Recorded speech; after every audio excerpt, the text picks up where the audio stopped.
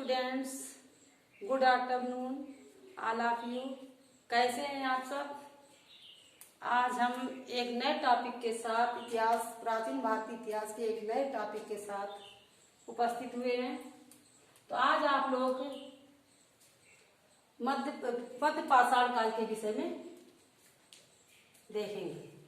पाषाण काल एक ऐसा काल है जब उच्च पुरा पाषाण काल का अंत हुआ और हिम युग का अंत हुआ। नर्म और शुष्क जलवायु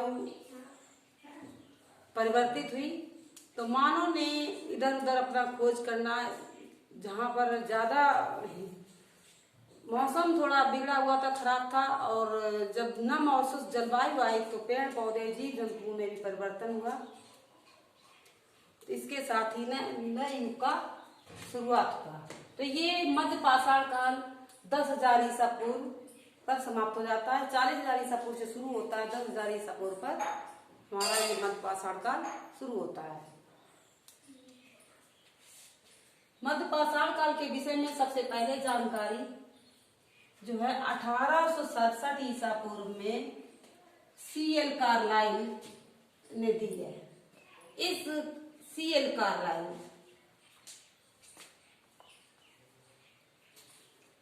कार्लाइल का नाम लिखना भूल गए। C.L.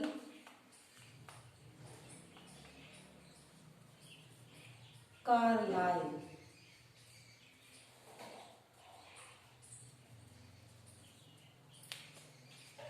इस काल के उपकरण छोटे छोटे होते थे, बहुत छोटे छोटे उपकरण होते थे। इसी कारण मैसोलिथिक एज है तो मैसोलिथिक उपकरण यानी छोटे छोटे लघु उपकरण होते थे।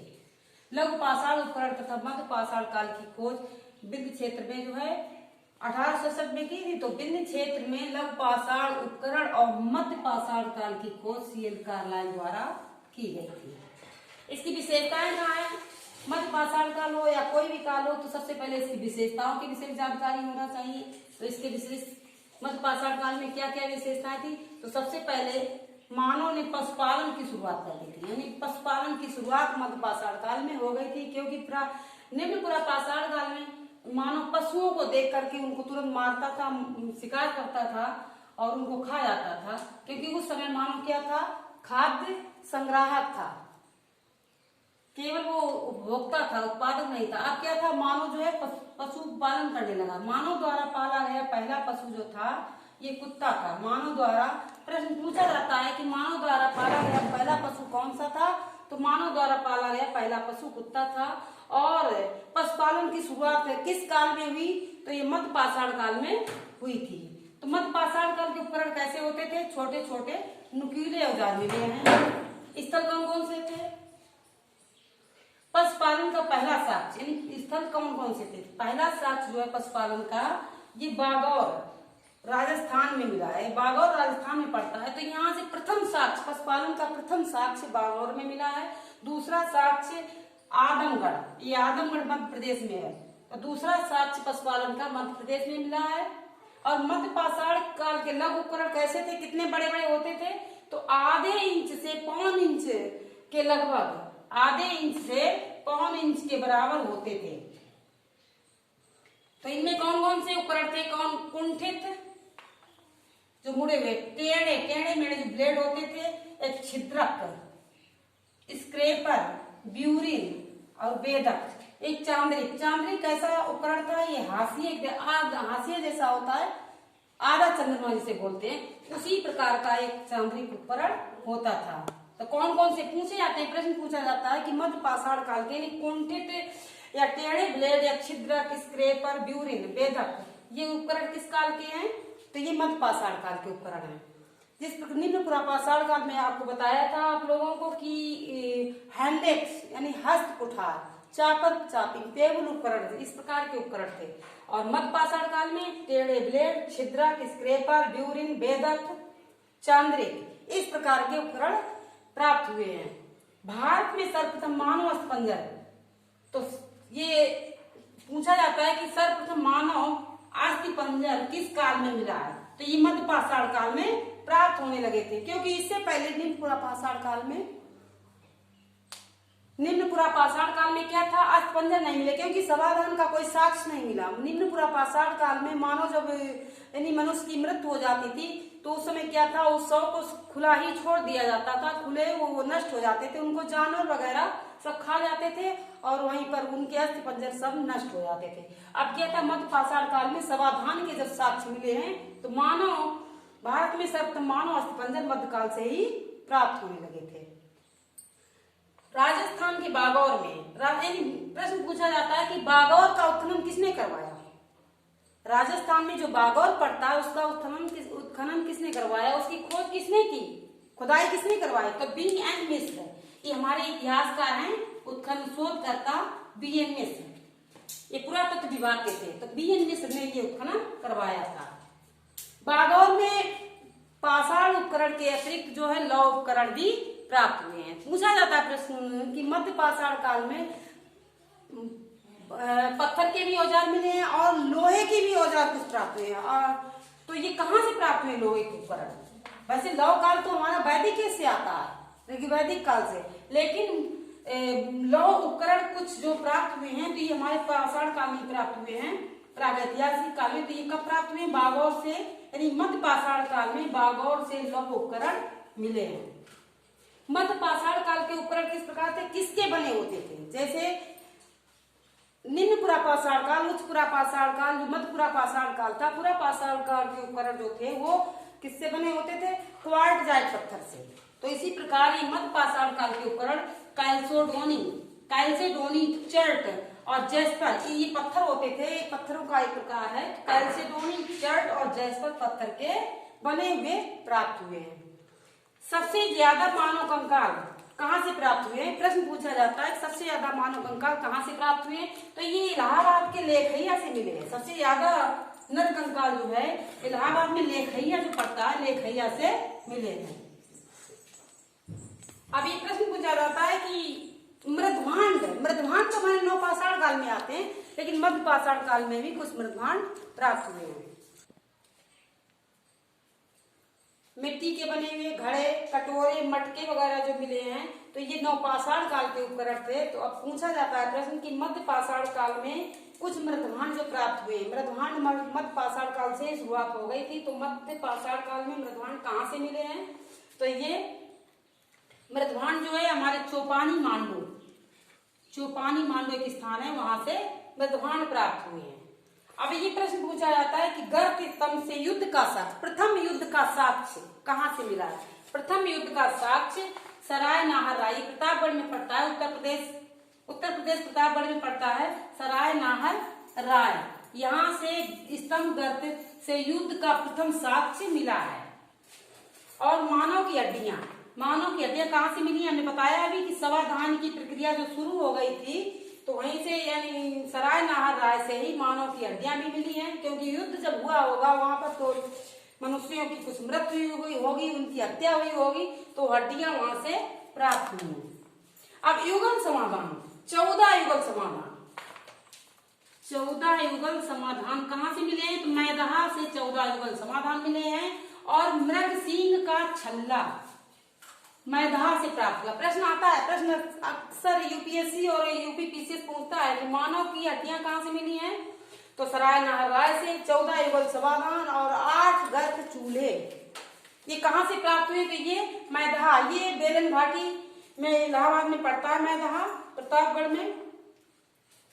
तो ये मैदहा से 14 समाधान, 8 गर्त चूल्हे तथा मृग सींग का छल्ला मिला है। और दमदमा भी प्रतापगढ़ में ही पड़ता है। तो दमदमा से 3 नर कंकाल, एक साथ 3 नर कंकाल मिले हैं, 5 युगल समाधान मिले हैं। तो दमदमा से 5 युगल समाधान और मैदहा से 14 युगल समाधान और 8 गर्त चूल्हे प्राप्त हुए हैं।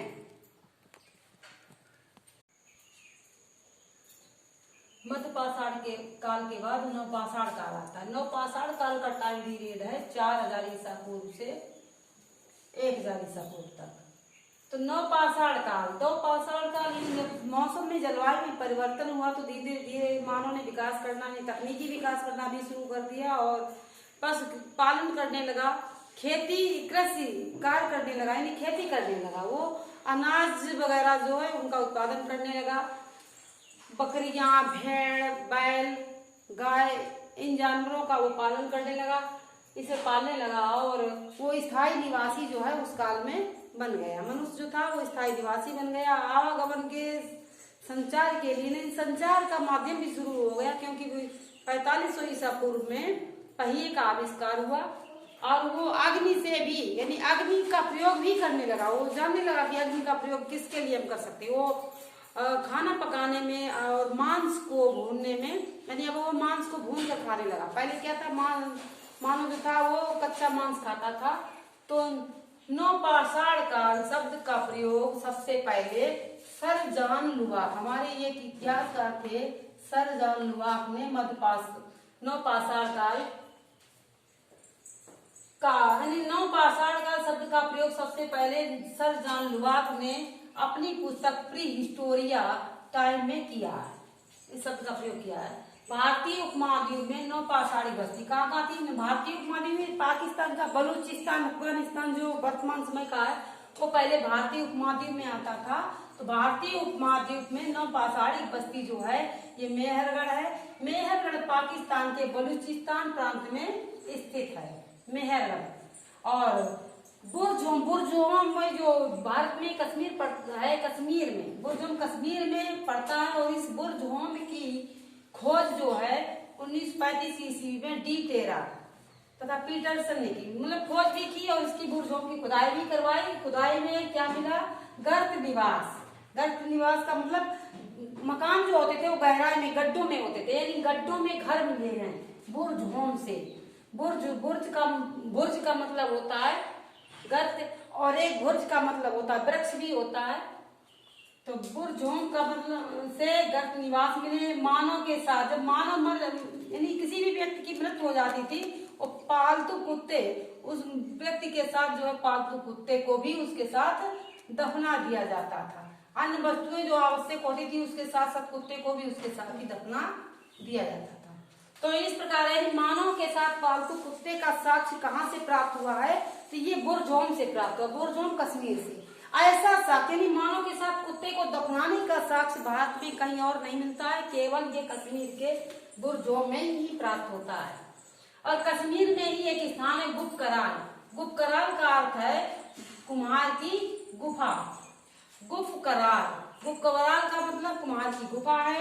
इसकी खुदाई 1981 ईस्वी में A.K. शर्मा ने करवाई थी। अब ये प्रश्न पूछा जाता है कि धान की खेती के साक्ष्य सबसे पहले कहाँ मिले? तो धान की खेती के साक्ष्य नवपाषाण काल में एक स्थल है कोलडीवा। कोलडीवा जो इलाहाबाद क्षेत्र में बेलो नदी घाटी पड़ती है, बेलो नदी घाटी इलाहाबाद में कोलडीवा एक स्थान है, वहां से धान की खेती के प्रथम साक्ष्य प्राप्त हुए हैं। लेकिन प्रश्न पूछा जाता है, अगर ये प्रश्न आ जाए कि प्राचीन काल में सबसे पहले कृषि के साक्ष्य, यानी मानव ने खेती करना शुरू कर दिया, लेकिन इस प्रकार का साक्ष्य सबसे पहले कहाँ मिला है? तो ये मिला है लोहरा देव से। लहुरा देव नहीं है बच्चों, लहुरा देव ही पड़ता है।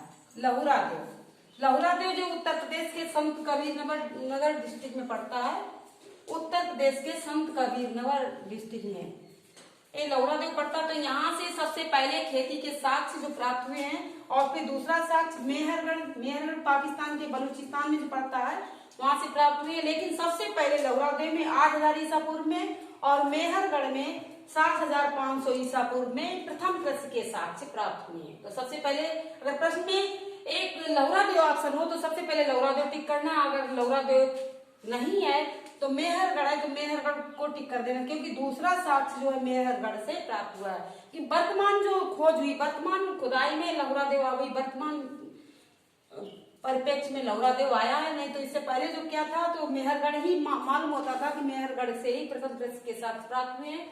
लेकिन जो अभी वर्तमान समय में खुदाई हुई है तो अब लहुरा देव जो है स्थल प्रकाश में आया है। अनाज रखने के लिए नहीं, जाहिर है कि मध्यकाल में हमने बताया था कि मैदान से जो है मृदभांड के प्रमाण प्राप्त हुए हैं, लेकिन इक्का दुक्का मृदभांड प्राप्त हुए थे, अधिक नहीं प्राप्त हुए थे, क्योंकि मध्य पाषाण काल में अधिक खेती विकसित नहीं हुई थी, क्योंकि जलवायु का परिवर्तन हुआ था। मानव ने खेती ऐसे ही थोड़ी ना विकसित कर ली। क्योंकि जलवायु परिवर्तन हुआ, शुष्क जलवायु नम जलवायु मिश्रित हुई, तो नदियों के किनारे जो क्षेत्र थे उपजाऊ जमीन हुई, तो वहां पर गेहूं और जौ के दाने, जो पौधे हो गए, तो उससे गेहूं और जौ के दाने प्राप्त हुए। मानव ने इसका प्रयोग खाने में शुरू कर दिया था, लेकिन तब भी वो जानवरों को इनका शिकार करता था और मार के खाता था। लेकिन मध्य पाषाण काल से कुछ अनाज के दाने प्राप्त हो गए थे, तो इस प्रकार नव पाषाण काल में कृषि जो थी वो शुरू हो गई थी। तो अनाज रखने के लिए घड़े और मटके जो है कोल्डीवा से प्राप्त हुए। कोल्डीवा और मैदाहा से अनाज रखने के लिए घड़े तथा मटके कोल्डीवा से और मैदाहा से प्राप्त हुए। प्रश्न पूछा जाता है कि घड़े मटके सर्वप्रथम नव पाषाण काल में कहाँ से प्राप्त हुए हैं, तो कोल्डीवा और मैदाहा से। ये हमारे बेला नदी घाटी में पड़ता है, जो इलाहाबाद क्षेत्र में पड़ती है।